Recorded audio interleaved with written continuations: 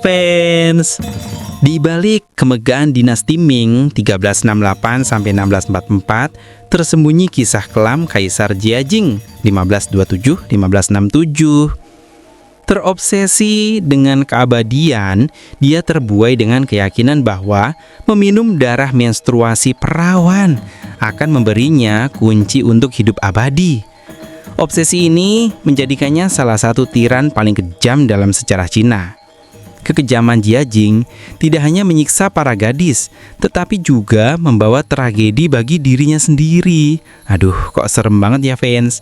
Penasaran dengan kisahnya fans? Tonton video ini sampai selesai ya fans, biar kamu nggak salah paham. Selamat datang di channel Bolo Kewer. Jangan lupa untuk subscribe channel ini agar bisa terus berkembang. Jangan lupa klik tombol like dan juga loncengnya ya.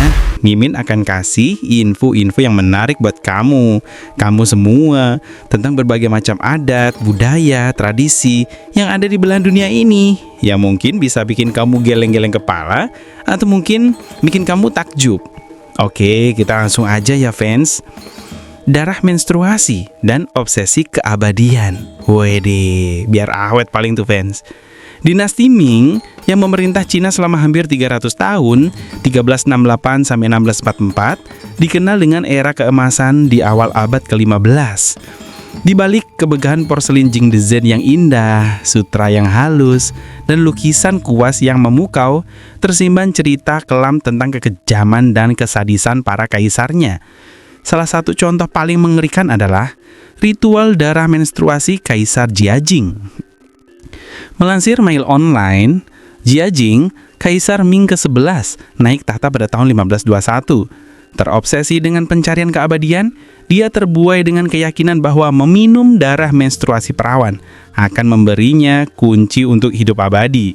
Wede, apa nggak jijik ya fans? Gimana menurutmu? Terus di kolom komentar ya.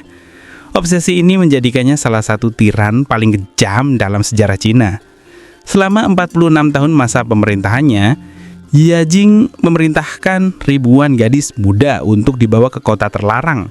Gadis-gadis ini dipaksa menjalani hidup yang mengerikan, dikurung di harem, dan hanya diberi makan mulberry dan embun untuk menjaga kemurnian tubuh mereka.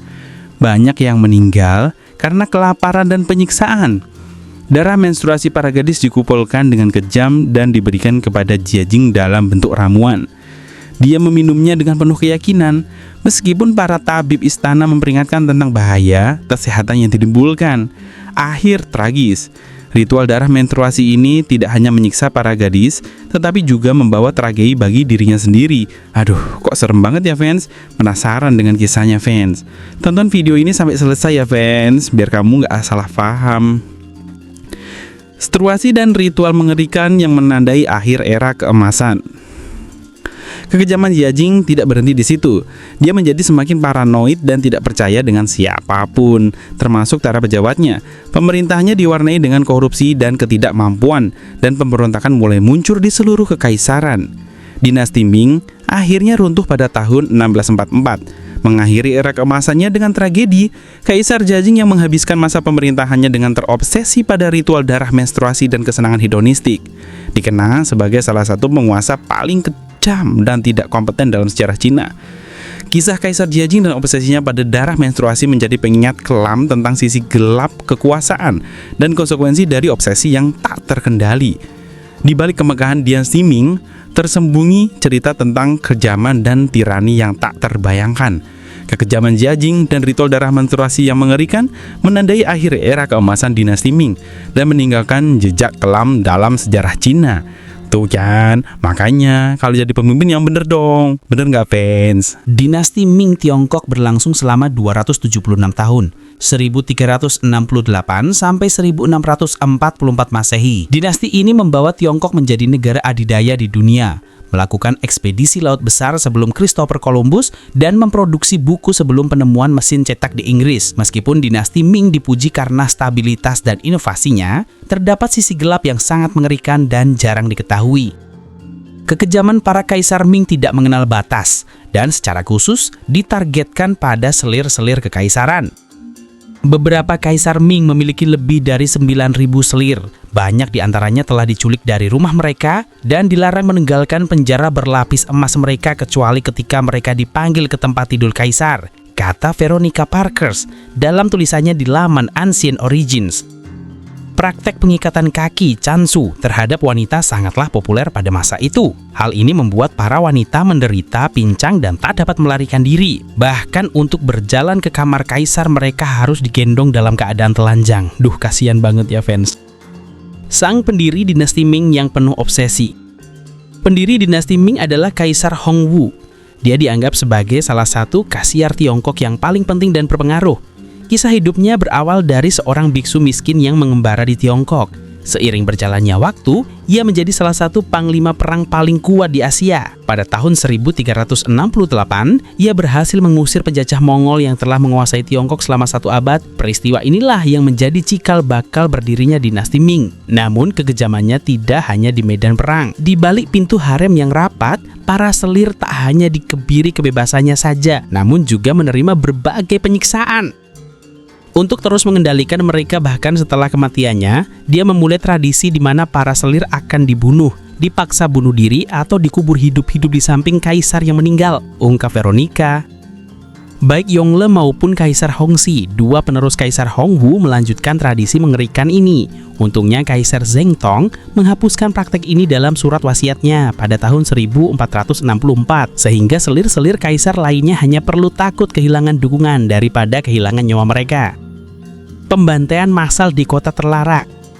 Kaisar Yongle terkenal karena menciptakan ibu kota kedua bagi Tiongkok selain Nanjing dan menamainya Beijing seperti yang masih disebut sampai sekarang.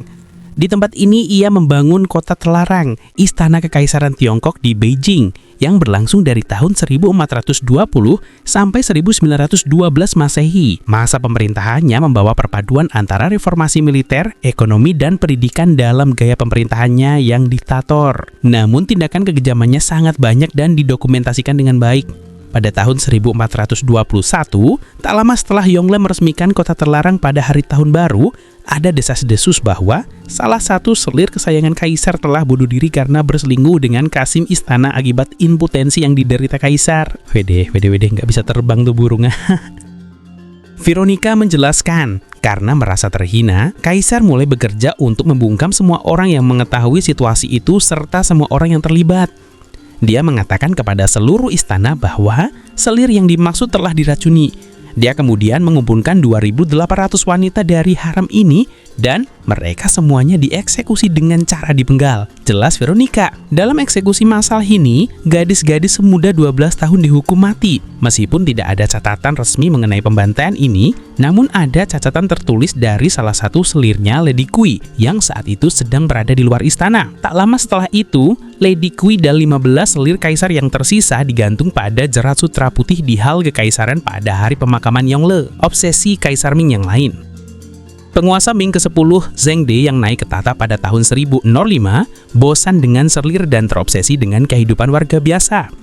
Dia akan melintik keluar malam, menyamar dan sering mengunjungi rumah bordil setempat. Namun hal ini tidak menghentikannya untuk mengumpulkan banyak selir. Dikatakan bahwa banyak di antaranya yang mati kelaparan karena tidak cukup makanan untuk memberi mereka makan atau ruang untuk menampung mereka. Penggantinya, Jia Jing terobsesi dengan menemukan ramuan mujarab yang dapat memberinya kehidupan abadi. Ia percaya bahwa bahan utama dalam ramuan mujarab tersebut adalah darah menstruasi para perawan. Selama masa pemerintahannya, ia memerintahkan agar ribuan gadis dikumpulkan dan dibawa ke kota terlarang untuk dipanen. Untuk memastikan bahwa tubuh mereka murni, makanan mereka dibatasi pada mulberry dan embun. Banyak yang mati kelaparan akibat diet yang terjam ini. Di antara kekejaman yang ada menurut Veronica, ada satu kaisar Ming yang membatasi sikapnya dan tidak pernah didokumentasikan sebagai orang yang kejam terhadap anggota istananya. Dia adalah Hongxi, Kaisar Ming ke-9.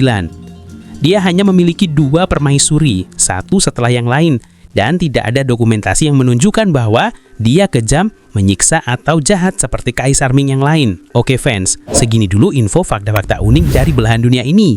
Jika kamu suka dengan video ini, klik tombol like-nya ya fans. Terus dukung selalu channel ini dengan subscribe agar terus berkembang. Klik tombol loncengnya biar kamu nggak ketinggalan video-video terbaru dari Mimin.